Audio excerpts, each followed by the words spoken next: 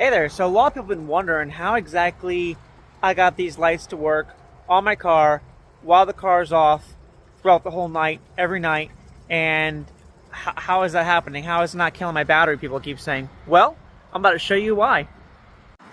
So if we just go along this way right here, up right here, boom, there's a little solar panel light. So all these are is right from Amazon. It's the set of 35 feet for $9, 100 LEDs, and so it has an on button on the back of this and an 8 mode function. So all I did was I put down some double-sided tape right here on the edge here and mounted it that way. So pretty basic, pretty easy, anybody could do it, right? So, however, in some states, it's highly illegal to have flashing lights or anything that's other color than what you're supposed to have on your vehicle. So this is where the problems then turn to where if you're going to be driving at nighttime, because obviously this only turns on at nighttime and then turns off in the daytime, all the rest of the battery dies out too, which is just a rechargeable solar thing, just like a regular ground stake that you put out there, pretty much the same basic thing, right? So what happens though if you're going to be driving at nighttime?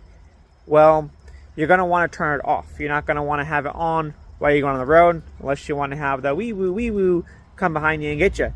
So one thing I would suggest, if you're not wanting to do anything too crazy, would be instead of using the double-sided sticky tape like I did, use Velcro. So you can easily pop it off, turn off the button, turn it back on. That's one way of doing it, okay?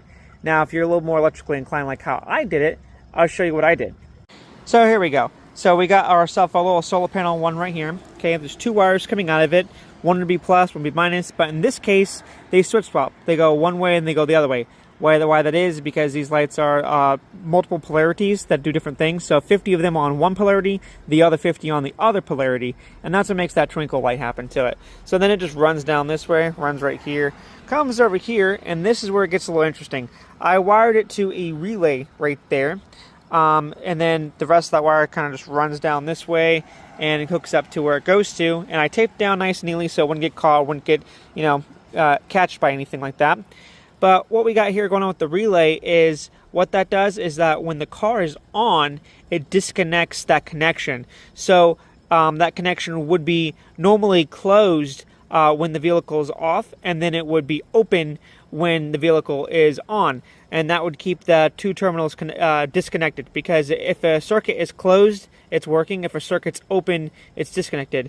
I mean, if you want to just have it really easy, you could also just put a physical switch to it. Pretty much what this is like an electronic switch. So this makes it to where I can turn it on and off by just turning the car on or turning the car off. Makes it a lot more simpler, so that way there's no kind of confusion or headaches to where you say, oh, I forgot to turn these off. And, you're going down the road with them flashing. So yeah, that's basically the rundown of how I got the lights on my Jeep. Like I said, there's basically many ways you can go about it. That's just the route that I took. Till next time, thanks.